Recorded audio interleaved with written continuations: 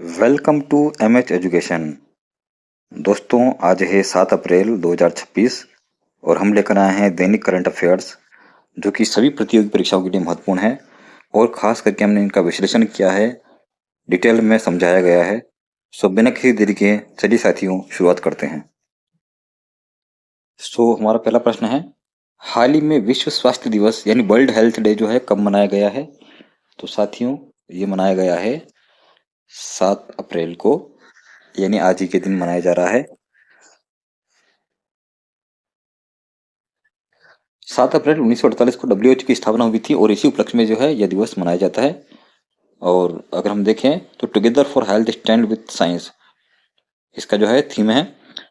इससे अगर हम महीने की बात करें यानी अप्रैल महीने की बात करें, कुछ दिवसों की बात करते हैं, तो हम देखते हैं कि 1 अप्रैल को उत्कल यानी ओडिशा दिवस मनाया जाता है। आरबीआई व सीबीआई की स्थापना दिवस भी इसी दिन हुई थी। अगर हम बात करें 2 अप्रैल की, तो विश्व ऑप्टिज्म जागरूकता दिवस मनाते हैं।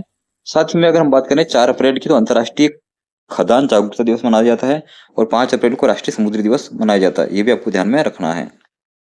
अगला क्वेश्चन, हाल ही में कौन सा देश दुनिया का तीसरा सबसे बड़ा इलेक्ट्रिक निर्यात जो है बना है? इलेक्ट्रॉनिक्स का जो निर्यातक है, वो एक्सपोर्टर जो है वो अपना इंडिया है, यानी Bharat. Option C is correct one. Bharat जो है वो दुनिया का तीसरा बड़ा जो है इलेक्ट्रॉनिक उपकरण जो है उनका निर्यातक बना है। भारत वो दुनिया का तीसरा बड़ा इलेक्ट्रॉनिक सामान निर्यातक देश बन गया है। अगर हम बात करें तो दूध और नारियल उत्पादन भारत का विश्व में नंबर पहला आता है। भारत के यूपीआई के वीजा यानी वीजा कुछ पीछे छोड़ते हुए आईएमएफ द्वारा सबसे बड़ा रियल टाइम पेमेंट सिस्टम घोषित हुआ है और हैंडलैब पासपोर्ट इंडेक्स 2026 में भारत 75वें स्थान पर आता है। ये भी आपको ध्यान में रखना है। अगले क्वेश्चन की तरफ बढ़ते हैं। किस हाईकोर्ट ने एआई यानी आर्टिफिशियल इंटेलिजेंस के इस्तेमाल को लेकर के एक सख्त नियम जो है वो जारी किया है? एक नीति जारी करने वाला जो है वो है Gujarat high court. Option D is correct one. आगे बढ़े साथियों, एआई की मदद यानी अनुमति प्राप्त फैसलों की ड्राफ्टिंग और रिसर्च में एआई का उपयोग किया जा रहा है। अगर हम देखें तो मानवीय तर्क यानी अनिवार्य कर दिया गया है। अंतिम निर्णय पूरी तरीके से न्यायाधीश के मानवीय तर्क और तर्कशील शक्ति यानी ह्यूमन लॉजिक एंड रीजनिंग पर आधारित होना चाहिए। एआई मानवीय विवेक की जगह नहीं ले सकता है। हालांकि फिर भी इसका इस्तेमाल जो है किया जा रहा है, लेकिन एआई की मदद ली जा रही है, लेकिन जो फैसला होगा वो मानवीय होगा। अगला प्रश्न है, किस राज्य में लगभग एक सदी के बाद में काले हिरणों यानी ब्लैक बॉक्स की जो वापसी हुई है? तो वो है Chhattisgarh. Option C is correct one. Chhattisgarh में जो है काले हिरणों की यानी कि ब्लैक बॉक्स की जो है वापसी हुई, अब दिखाई दिए हैं।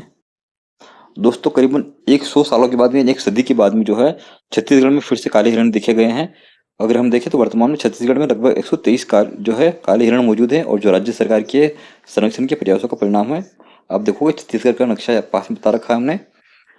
इस राज्य की हम बात करें, इस राज्य के बारे में कुछ फैक्ट को जानते हैं। जैसे यहाँ के मुख्यमंत्री कौन है? विष्णुदेव साय हैं। और यहाँ के राज्यपाल कौन है? रमेन डेका है।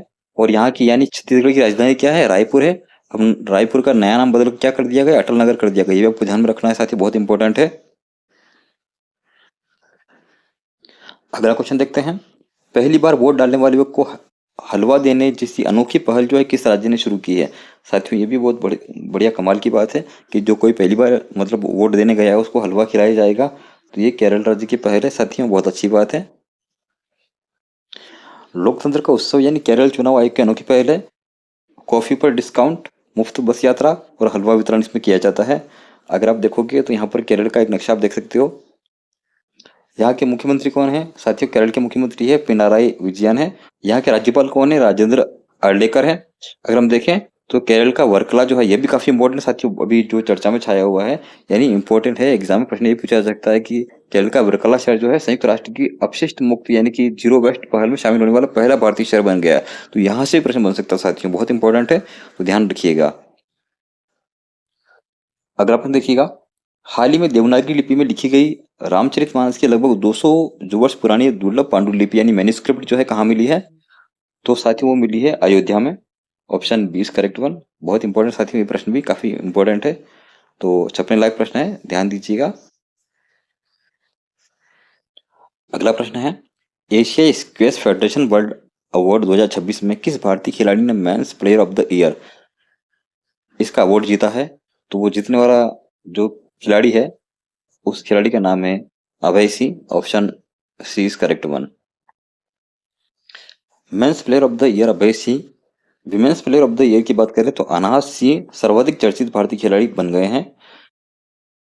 अगर हम बात करें तो क्रिकेट यानी आईपीएल, इंडियन प्रीमियर लीग जो है, भुवनेश्वर कुमार आईपीएल इतिहास में 200 विकेट लेने वाले पहले गेंदबाज बन गए हैं। ये भी आपको ध्यान में रखना बहुत इंपॉर्टेंट है।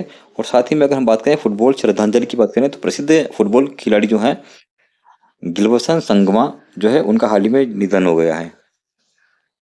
साथियों, इसी प्रकार के डेली अपडेट पाने के लिए हमारे चैनल को सब्सक्राइब करें, वीडियो को लाइक करें और अधिक से अधिक दोस्तों के साथ शेयर करते हैं। ठीक है साथियों, मिलते हैं कल इसी वक्त। Thanks for watching the video.